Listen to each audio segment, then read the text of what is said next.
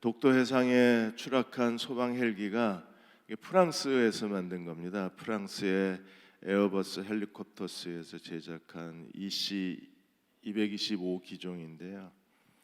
2016년도에 한 430억을 들여서 구입한 헬기입니다. 대형 헬기입니다. 탑승 인원이 한 28명 정도 탈 수 있는 대형 헬기고 시속 250km로 한 5시간을 달릴 수 있는 그런 헬리콥터인데 2016년도에 노르웨이 해상에서 이 주 헬리콥터 날개가 부러지면서 추락을 했습니다. 그래서 탑승자 13명이 전원 사망을 해서 유럽 항공안전청에서 이 해당 기종이 운행 중지된 그런 기종인데 지금 한국에서는 소방 헬기로 사용이 되고 있습니다. 이 회사에서 만든 다른 헬리콥터가 지난 2월에 경남 합천댐에서 훈련 도중 추락한 사고도 있었습니다. 아마도 이 회사가 제작한 헬리콥터에 결함이 있는 게 아닌가라고 전문가들이 조심스럽게 추측을 하고 있습니다. 기업이나 교회나 어떤 국가가 이런 조직적 결함, 행정적 결함을 갖고 있으면 정말 어렵습니다. 교회도 결함을 갖고 있으면 그 교회가 하나님 나라를 위해서 크게 쓰임 받기가 참 어렵습니다. 빌립보 교회에 결함이 드러났어요. 그래서 바울이 그 두 가지 중대한 결함을 오늘 1장에서 계속 설명해 주고 있습니다. 하나가 뭔가요? 바울과 빌립보 교회와의 관계. 오늘 교회로 말하면 목사와 교회의 인격적 관계. 그 다음에 두 번째가 복음과 교회의 관계. 그래서 이 바울과 빌립보 교회의 관계, 복음과 빌립보 교회의 관계에 대해서 1장에서 바울은 굉장히 깊이 있게 설득력 있게 빌립보 교회를 가르치고 권면하고 있습니다. 바울과 빌립보 교회의 관계는 어떤 관계여야 했을까요? 우리가 1장 24절 26절을 세 번역으로 다시 한번 이렇게 읽어보겠습니다. 그러니까 바울이 석방이 돼서 로마 감옥에서 석방이 돼서 다시 빌립보 교회로 돌아갈 수 있다는 기대감을 가졌어요. 분명히 나는 석방될 거다. 그래서 다시 너희에게로 돌아갈 수 있다. 어떻게 바울이 석방이 됩니까? 두 가지. 너희의 기도와 예수 그리스도의 성령의 도우심으로 나는 석방된다. 석방돼서 다시 너희 곁으로 돌아갈 것이다. 바울이 빌립보 교회에 다시 돌아가면 어떤 일이 일어날 것을 기대했는가? 그게 24절에서 26절까지 내용이에요. 24절에 보시면 내가 육신으로 남아있는 것이 여러분에게는 더 필요할 것입니다. 이렇게 확신함으로 바울은 정말 대단한 확신을 가졌어요. 바울이 살아있는 것이 바울이라는 존재 자체가 너희에게는 정말 필요할 거다. 그런 확신이 있다. 그리고 이렇게 말합니다. 나는 여러분의 발전과 믿음의 기쁨을 더하게 하기 위하여 여러분 모두의 곁에 머물러 있어야 할 것으로 압니다. 그러니까 바울은 확신이 있었어요. 내가 너희 모두의 곁에 머물러 있으면 이런 일이 일어날 거다. 어떤 일이요? 믿음의 진보와 믿음의 기쁨이 크게 더해질 것이라는 확신이 있다 그랬어요. 하나님의 대형 침례교회를 이러한 교회로 세워주시기를 주의 이름으로 축원합니다. 목사와 교회가 서로 같이 있음으로 믿음의 진보와 믿음의 기쁨이 더해지는 교회가 돼야 돼요. 그래서 26절에 그것은 내가 다시 여러분에게 감으로 감옥에서 석방이 되어서 내가 다시 여러분에게 감으로 여러분이 나를 대면하는 일로 다시 빌립보 교회가 바울을 만나면 어떻게 돼요? 그리스도 예수 안에서 여러분의 자랑거리가 많아지게 하려는 것이라. 이 결함이 깨지고 있는 겁니다. 지금 한국교회 전반적으로 전체 대형 한국교회를 이끌어갔던 대형 교회가 인격적인 관계가 다 깨져나가고 있는 거예요. 이렇게 목사와 성도들의 사랑과 존중의 관계가 깨져나가면 복음이 멈추는 거예요. 우리가 다시 회복하는 가장 중요한 이유는 그래야 하나님의 복이 다시 우리에게 흘러넘칠 수가 있는 겁니다.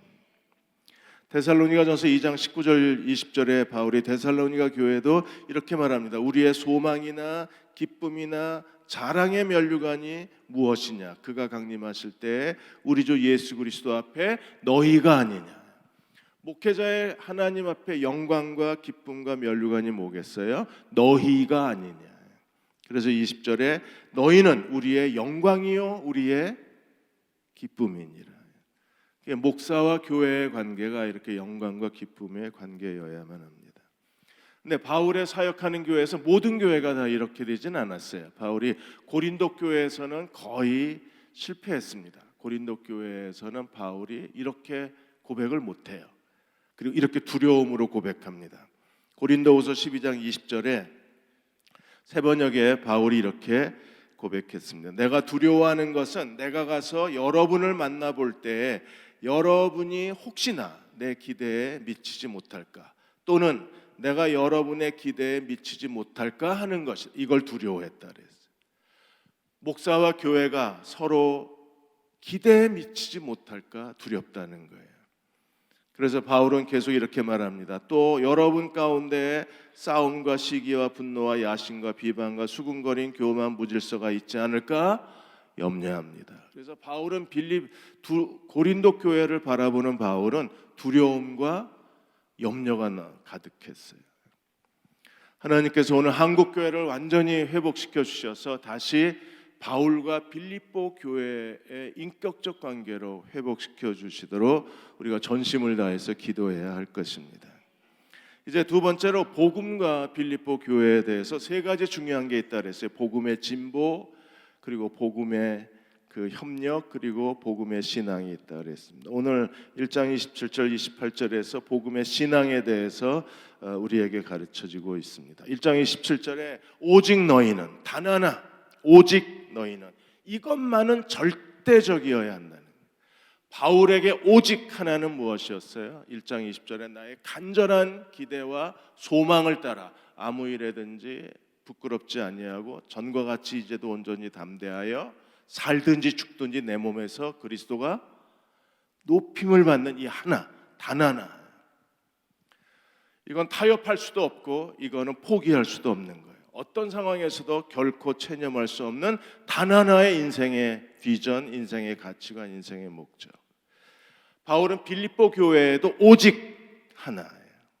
오직 그리스도, 오직 복음에 대해서 빌립보 교회가 바울처럼 오직 그리스도에게 전념하는, 자신의 모든 것을 바치는 교회가 되기를 소망했어요. 어떤 사람이 가장 인생을 온 힘을 다해서 살아갈 수 있습니까? 자기 인생에 하나의 목적, 하나의 비전이 있는 사람들이 어떤 어려움에도 어떤 상황에서도 다시 일어나서 그 길을 걸어갈 수 있는 사람들은 그 마음이 하나님의 목적에 사로잡힌 사람들. 바울은 그 목적에 사로잡힌 사람이었어요. 그래서 살든지 죽든지 내 몸에서 주님만 높임을 받게 하길 원했어요. 그리고 자신의 감옥마저도 하나님의 복음 전파를 위한 기회가 된 것을 감사했어요. 그래서 바울이 감옥에 갇힌 것에 대해서 그 감옥에 갇힌 것을 기도해 달라고 그랬나요? 아니요. 바울이 감옥에서 해방되게 그걸 기도해 달라고 그렇게 불쌍한 소리로 빌립보 교회에 요청하지 않았어요. 오히려 그는 뭐라고 얘기합니까? 나의 당한 일이 오히려 복음 전파의 진보가 된 것을 너희가 알기를 원한다.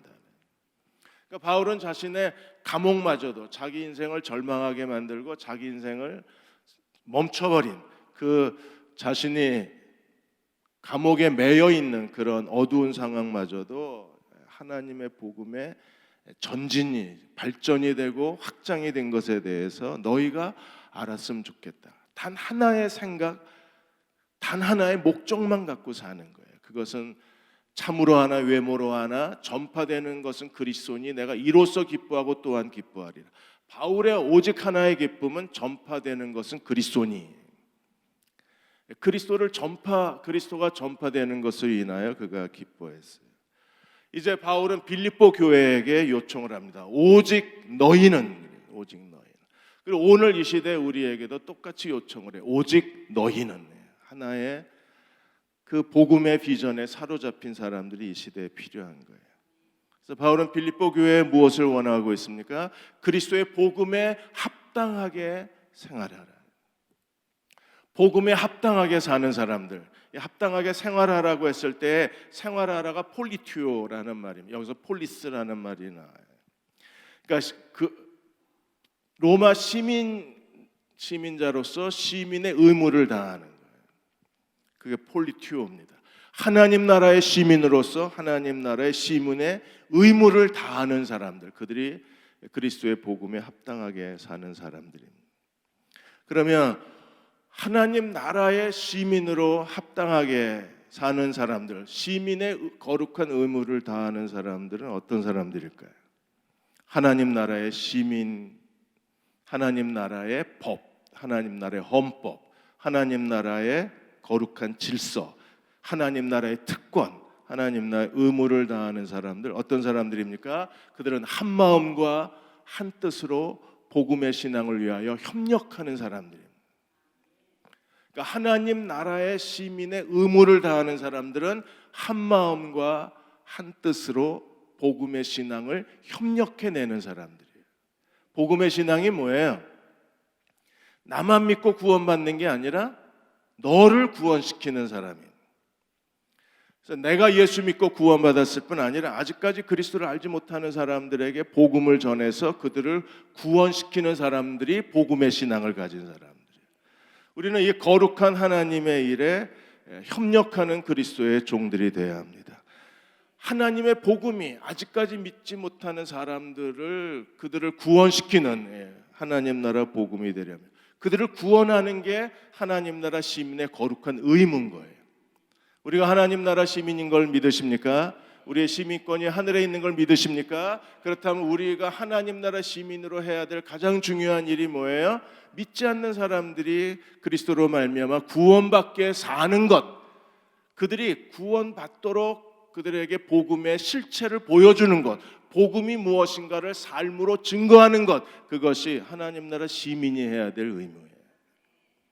우리가 하나님 나라를 보여주려면 두 가지를 잘해야 합니다. 첫째로 1장 27절에 너희는 한 마음으로 서 있어라 이렇게 말했습니다. 한 마음으로 견고하게 서 있어라. 한 마음으로 하나가 되라. 하나님이 우리를 연합을 시키셨는데, 성령 안에서 우리를 연합시키셨는데, 이 성령이 주신 연합과 성령이 주신 연합의 복을 끝까지 지켜나가는 사람들이 되는 거예요. 성령이 하신 일이 무엇입니까? 예수 그리스도를 믿는 사람들을 성령이 거듭나게 하셨어요. 그리고 우리는 한 성령의 침례를 받음으로 예수 그리스도의 몸인 교회의 지체가 되게 하셨어요.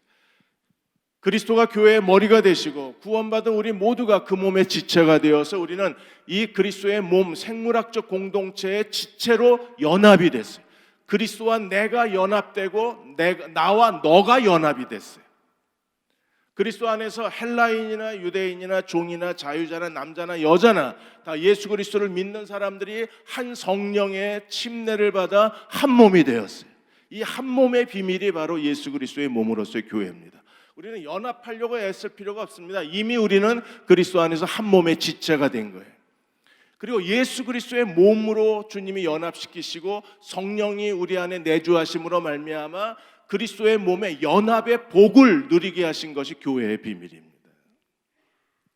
우리는 이미 하나, 그리스도 안에서 하나가 된 사람들이에요.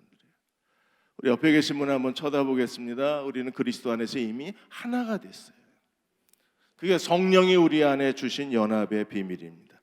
우리가 이 연합을 지켜가는 사람들이 하늘나라의 시민권의 의무를 다하는 사람들입니다. 우리가 어떻게 이 연합을 지켜갈 수 있을까? 우리가 서로 사랑하고 서로 겸손하고 서로 자기를 낮추어야 될 이유가 여기에 있는 겁니다. 교회의 분열이 일상화되어 버렸습니다. 가장 마음 아프고 힘든 내용이 뭐예요? 이제는 분열하고 다투는 교회가 우리에게는 별로 그렇게 부담스럽지가 않은 거예요. 어느 사이에 일상화가 되어 버렸어요. 그래서 우리가 하나 되지 못한 거에 대한 안타까움을 잃어버리고 연합을 지키지 못하는 거에 대한 그 마음의 원통함이었고, 우리가 그리스도의 몸이라는 하나님이 주신 성령의 연합을 우리가 끝까지 지켜내지 못한 것에 대한 죄책감을 잃어버리고, 이제는 다투고 싸우고 돌아서고 등 돌리고 이런 일들이 그냥 우리에게 너무나 자연스러운 일이 돼버린 거예요. 그러나 바울은 우리에게 말합니다. 너희가 한 마음으로 견고히 서 있어라. 한 마음. 이미 우리가 한 마음이잖아요. 왜요? 우리 안에 그리스도가 계시고 주님의 마음이 있어요. 내 안에도 그리스도가 계시고 주님의 마음이 있어요. 너 안에도 주님이 계시고 그리스도의 마음이 있어요. 우리가 한 성령을 마신 사람들입니다.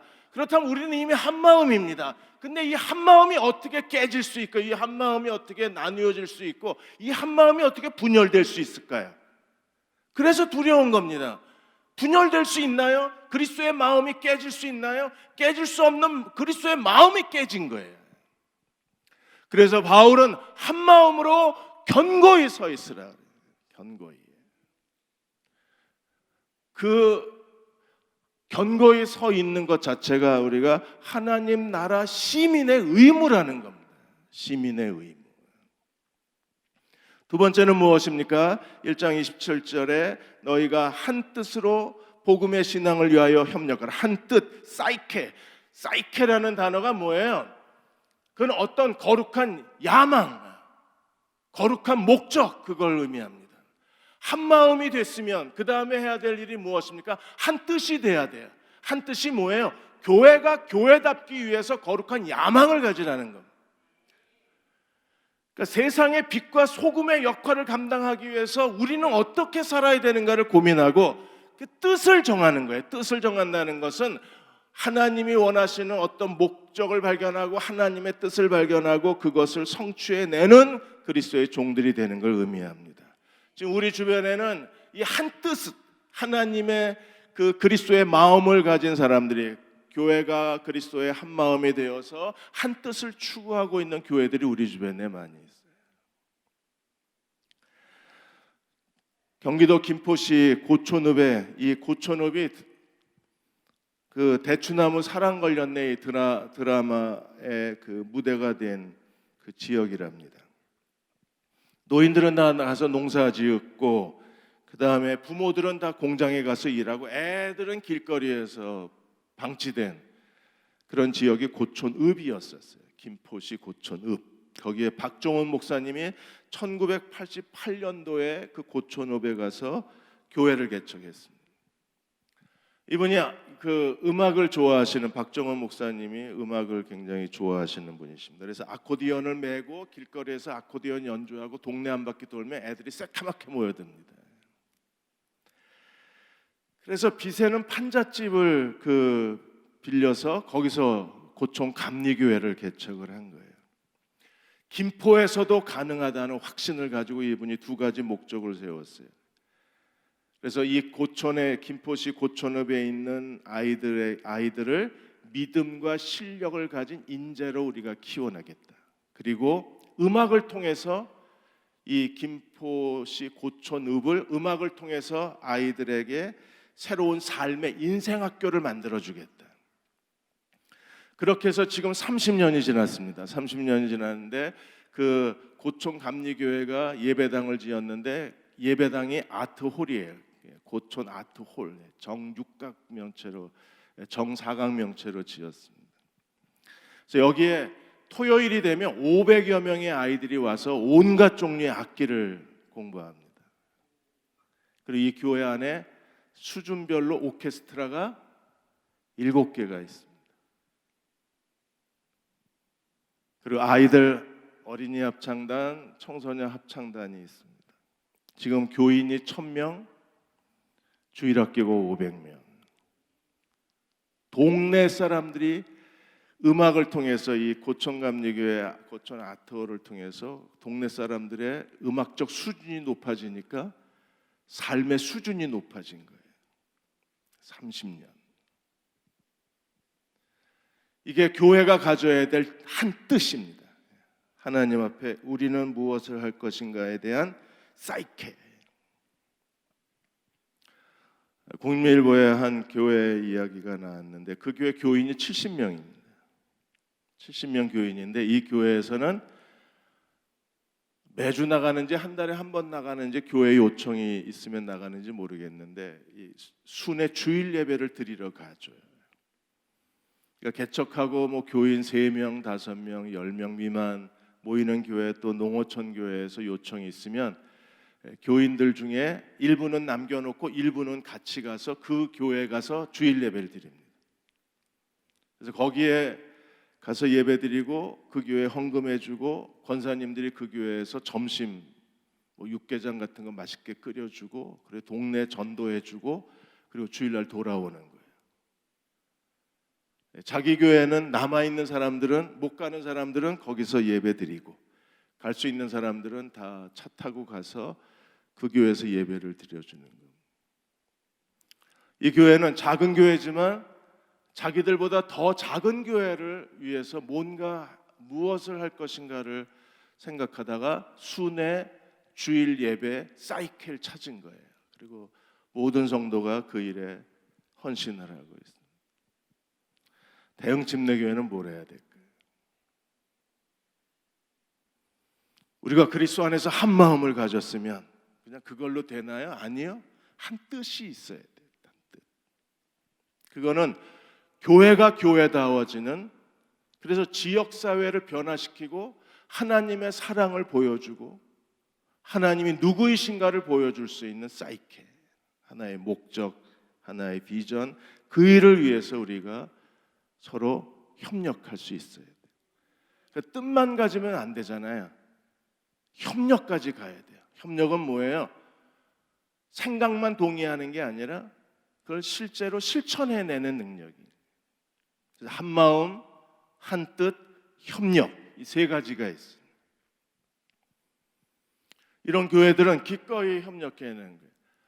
제가 언제 기회가 되면 이 교회를 꼭 보여드리고 싶습니다. 지금은 그냥 예고편.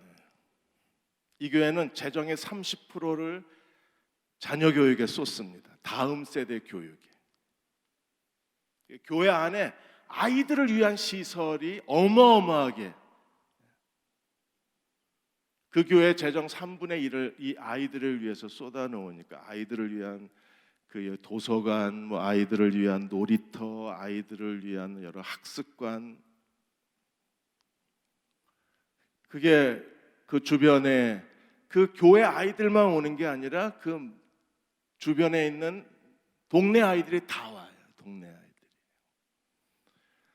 그래서 동네 교회가 돼버렸어요. 동네 교회가.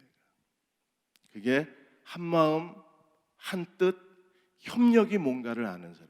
그들이 하나님 나라의 시민으로서의 의무를 다하는 사람.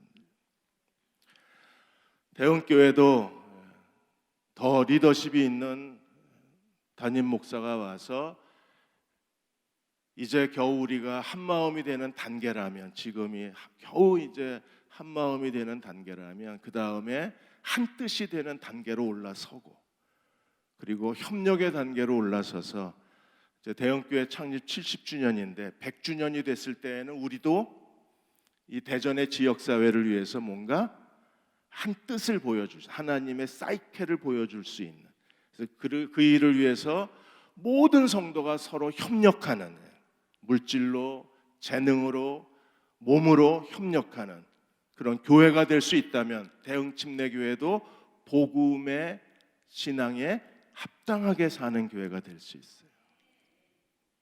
그런 교회를 꼭 이루시기를 계속해서 기도하겠습니다. 그리고 하나님이 그 일을 이루시리라고 확신합니다. 1장 28절로 가시면 또 하나 하나님 나라의 시민으로서 또 하나 중요한 게 있어요. 한 마음 한 뜻 협력, 이게 하나의 출애기라면 또 하나 바울이 꼭 확인하고 싶어하는 게 있어서 그게 무엇입니까? 무슨 일에든지 대적하는 자들 때문에 두려워하지 않는 이것을 듣고자 함이라. 대적하는 자들 때문에 너희가 두려워하다. 푸티로마이라는 헬라어의 단어는, 푸티로마이는 이렇게 말들이 모여 있을 때 갑자기 큰 소리 괭가리를 꽝 치면 말들이 놀라서 사방으로 뛰어나가요. 이게 푸티로마이예요.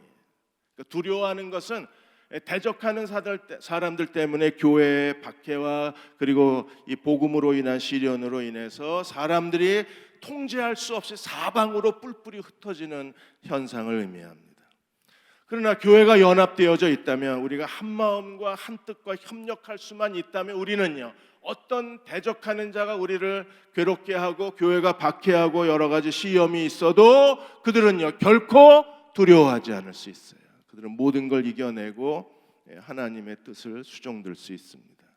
대적하는 자들로 인하여 박해가 일어나는 것에 대해서 바울은 두 가지, 이것은 그들에게 멸망의 증거요, 너희에게는 구원의 증거니 이것이 하나님께로부터 나왔다 그랬어요. 정말 두려운 말입니다. 하나님이 주신 증거예요. 멸망의 증거, 구원의 증거. 하나님의 복음을 위협하고 교회를 대적하고 지금 중국에서 일어나고 여러 나라에서 기독교 대박해가 일어나는 것처럼 1년에 9만 명의 사람이 그리스도를 믿는 이유로 순교를 당하는 이 시대, 그들의 이 박해와 순교가 그 교회를 박해하고 그리스도인에게 손해를 끼치고 그리스도인들을 가두고 그리스도인들을 비난하는 사람들에게는 그들은 멸망의 증거가 되고 우리에게는 구원의 증거일 거예요. 그런데 복음에 대해서 무시하는 사람들에게는 멸망의 증거, 그리고 복음으로 인하여 박해를 받는 사람들에게는 구원의 증거. 그건 명백한 겁니다.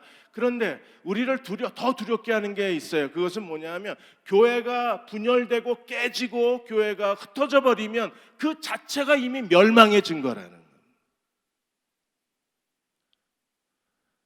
이게 정말 두려운 거예요. 저는 구원의 증거를 갖는 교회가 되기를 축원합니다. 멸망의 증거가 나타나기 시작하면 그 교회는 더 이상 하나님의 능력에 사로잡힐 수가 없는 거잖아요. 단호하게 우리가 거절하고 우리는 그리스도 안에서 한 마음과 한 뜻과 협력의 그 하나님의 목표를 향해서 하나님 나라 시민의 의무를 다해서 우리는 어떤 대적하는 자들로 인하여 두려워하지 않는 교회가 돼야 돼. 근데 이미 많은 교회가 대적하는 자, 사단의 괴계, 사단의 음모로 인하여 교회가 이미 한 마음과 한 뜻이 깨졌어요. 교회 안에 분열이 있고 다툼이 있습니다. 그거는요 이미 멸망의 증거가 되는 거예요. 이해가 되십니까? 뭐 교회도 사람 모이는 데니까 그럴 수 있지. 예, 그럴 수 있어요. 그러나 그래서는 안 됩니다. 왜냐하면 이건 멸망의 증거이기 때문에 두려운 거예요. 하나님의 공동체를 흩어놓는 건 그건 이미 멸망의 증거잖아요.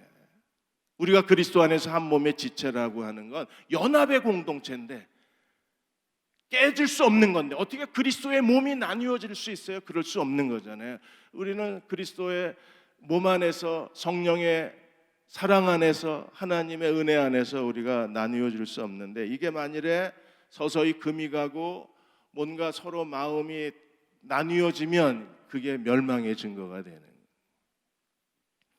유기성 목사님이 나는 죽고 그리스도로 사는 삶에서 페이스북에 올라온 글을 하나 그 책에 실으셨어요.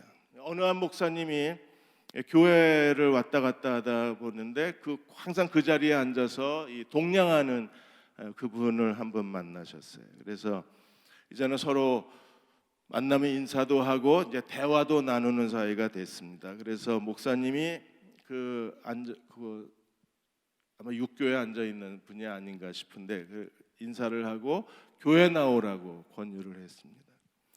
그랬더니 이 동냥하시던 분이 교회 정말 가도 되냐? 그래서 목사님이 진지하게 그럼 와도 되죠. 못 오실 이유가 어디 있어요? 하나님 모든 사람을 다 사랑하시는데. 근데 이분이 다시 정색을 하고 정말 나 같은 사람이 교회 가도 되냐?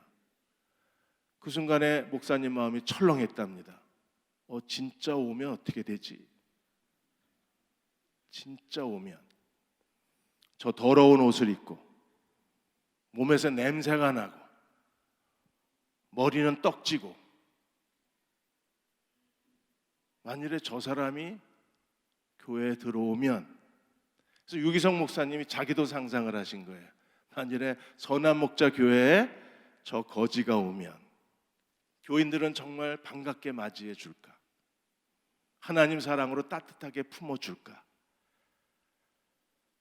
그 사람을 마치 우리 주변에 인정받는 사람이 온 것처럼 그렇게 환영해 줄까? 자신이 없더랍니다. 우리가 하나님의 은혜를 공짜로 은혜를 받은 사람이면 우리가 또 다른 사람들에게 은혜를 베풀어 줘야 되잖아요. 그런데 유기성 목사님이 이 책에서 그런데 교회에 일어나는 현상은 뭐예요? 은혜를 받았다고 말하고 은혜로 구원받았다고 말하면서도 다른 사람에게 관심이 없고 다른 사람에게 인색하고 까다롭고 자기 수준에 맞지 않는다고 무시하고 날 무시했다고 또 복수하고 이런 사람들이 정말 은혜의 사람일 수 있느냐는 거예요. 그러니까 은혜로 산다는 것은 은혜 받은 사람만 은혜로 살 수 있다는 거예요. 은혜로 사는 사람들이 있으면 절대로 교회에는 힘들 때가 있죠. 아플 때도 있고 위험할 때도 있습니다. 그리고 고통스러울 때도 있습니다. 그러나 어떻게 하든 한 마음과 한 뜻과 협력과 두려워하지 않음을 지켜갈 수 있는 교회가 될 수 있는 그런 교회를 지켜가시는 지금까지 지켜오셨잖아요. 그래서 여러분을 사랑하고 존경합니다. 그 어려운 시간을 끝까지 믿음과 인내로 지켜오신 분이 여러분들이잖아요. 그래서 하나님이 여러분을 소중히 여기시는 거예요. 저도 여러분에게 진심으로 사랑과 존경을 드리는 거예요. 끝까지 지켜가면 하나님께서 우리를 통해서 그분의 영광을 드러내어 주실 것입니다. 29절 30절에 이제 마지막 1장의 결론을 내립니다. 하나님이 우리에게 은혜를 주신 것은 두 가지 목적 때문에 주셨답니다. 29절 30절을 세 번역으로 보겠습니다. 여러분이 그리스도를 믿을 뿐만 아니라 그를 위해서 고난도 받는 것은 그리스도를 위하여 여러분이 받는 특권입니다. 믿을 뿐 아니라 고난 받는 것이 그리스도를 위한 우리의 특권이라 그랬어요. 그래서 30절에 여러분은 전에 나에게서 내가 하는 걸 보았고 지금도 나에게서 듣는 것과 똑같은 싸움을 여러분도 하고 있습니다. 사도의 고난의 경험, 바울을 통하여 보았습니다. 바울에게서 들었습니다. 똑같은 믿음의 싸움이 너희에게도 있다는 거예요. 근데 이 싸움은 어떤 싸움입니까? 그리스도인으로서는 당연한 싸움인 거예요. 왜냐하면 하나님이 우리에게 주신 은혜는 어떤 은혜를 우리에게 주셨습니까? 그리스도를 두 가지, 그리스도를 믿을 뿐 아니라 그리스도를 위하여 고난받는 것 두 가지를 우리에게 주신 거예요. 하나님의 은혜로 구원받으셨습니까? 네, 대답하기도 싫으시죠? 네. 하나님의 은혜로 구원받으셨습니까?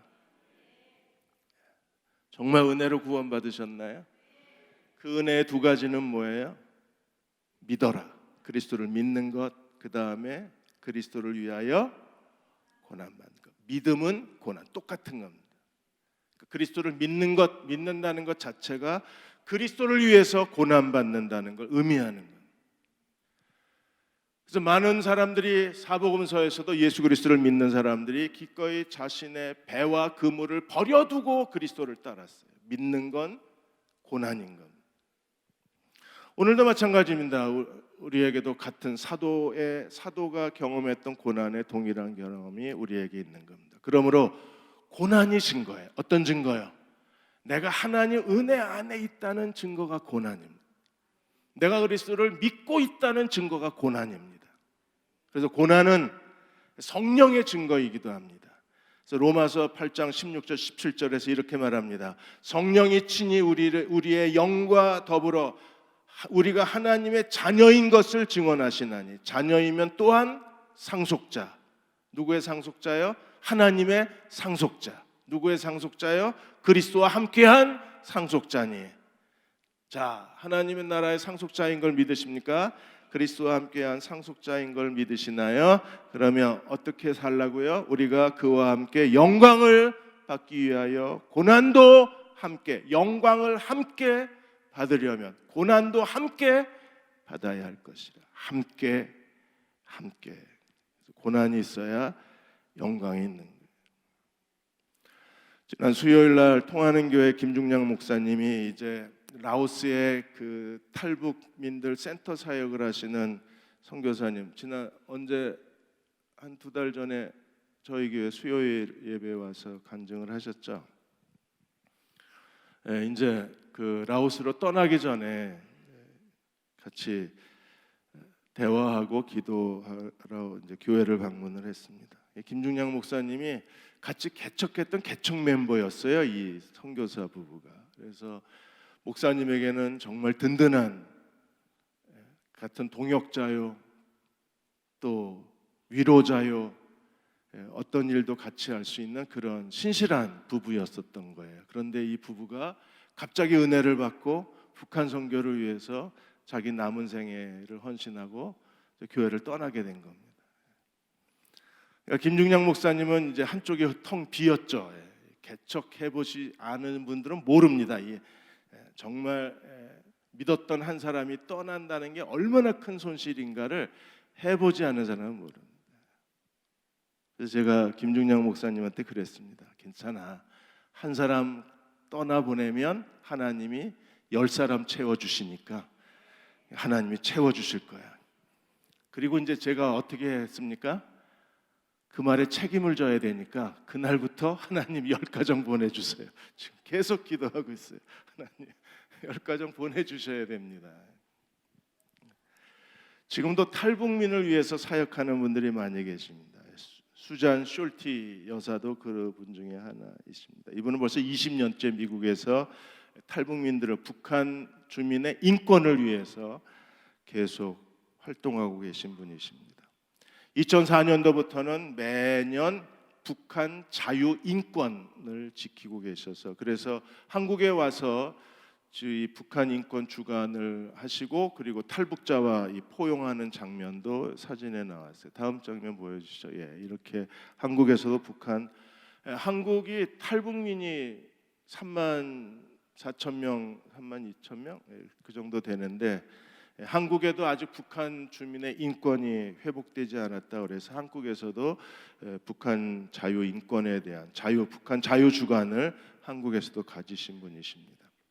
이분이 1900년 후반 90년대, 그러니까 2000년대 초반 후반에 국회에서, 미국의 국회에서 탈북자가 증언하는 걸 듣고 마음속에 분노가, 그 비참한 삶을 듣고 마음속에 분노가 생기셨어요. 그래서 그것 때문에 잠을 못 이뤘습니다. 잠을 못 이뤘는데 하나님이 그 일을 네가 해라. 북한 주민의 인권을 회복하는 일을 네가 하라고 말씀을 하시는 거예요. 그래서 수잔 숄티 여사가 그걸 왜 내가 해야 됩니까? 나 같은 여자가 뭘 할 수 있습니까? 어떻게 내가 이 일을 할 수 있습니까? 그렇게 하나님 앞에 기도하고 있는데 갑자기 마음속에 북한을 바라보시면서 울고 계시는 하나님이 느껴진 거예요. 북한을 바라보시면서 눈물을 흘리시는 하나님의 마음이 느껴졌어요. 그래서 그 자리에서 제가 하겠습니다. 제가 할 수 있는 한 이 일을 하겠습니다. 그렇게 해서 그때부터 지금까지 북한 주민의 인권 회복을 위해서 일하고 있는 거예요. 오픈 도어즈에 의하면 북한에 지금 지하교회 교인들이 한 30만 있는 걸로 추산이 됩니다. 30만. 그래서 솔티 여사는 지구상에 박해받는 그리스도인 중에 가장 최악의 박해를 받는 사람들이 북한에 있는 지하교회 교인들이라는. 그리고 국제 기독 연대의 보고서에 의하면 이 30만 이 지하교회 교인 중에 7만이 지금 정치범 수용소에서 기약 없는 죽음을 기다리고 있다는 겁니다. 그 수용소에서 애가 태어나도 그 아이는 밖에 나오지 못해요. 죽을 때까지 기독교인은 이 정치범 수용소에서 자유를 얻지 못합니다. 그래서 북한 자유 주간을 설정해서 매년 미국에서, 한국에서, 여러 나라에서 북한의 인권을 사람들에게 알려주고 있는 겁니다. 수잔 숄티 여사가 이렇게 얘기합니다. 한국은 뭐 하고 있나? 한국 교회는 뭘 하고 있습니까? 우리 주변에 일어나고 있는 일들에 대해서 한국 교회는 그냥 모여서 예배 드리는 게 다예요. 예배만 드리면 하나님 나라 시민의 의무 다 했나요? 교회가 예배드리는 게 전부인가요? 아니요. 우리는 하나님이 우리에게 주신 또 다른 삶의 목적을 찾아야 돼요. 하나님 나라의 거룩한 비전을 찾아야 합니다. 그리고 그 뜻을 이루어드리는 교회가 돼야 돼요. 예수님이 이 땅에 왜 오셨어요? 하나님의 뜻을 행하러 오셨습니다. 그렇다면 교회도 하나님의 뜻을 찾고 뜻을 행해야 할 것입니다. 하나님이 우리 교회를 이제 한 마음으로 완전히 회복시켜 주시고, 그리고 새로운 하나님의 한 뜻을 보여주시고, 어린아이부터 어른에 이르기까지 복음의 신앙을 위하여 협력하는 교회로 세워주셨어요. 이렇게 기독교가 탄압받는 이 마지막 세대에서 대적하는 자들로 인하여 두려워하지 아니하고 그 길을 걸어갈 수 있는 주님의 교회가 되게 해주시기를 주의 이름으로 축원합니다.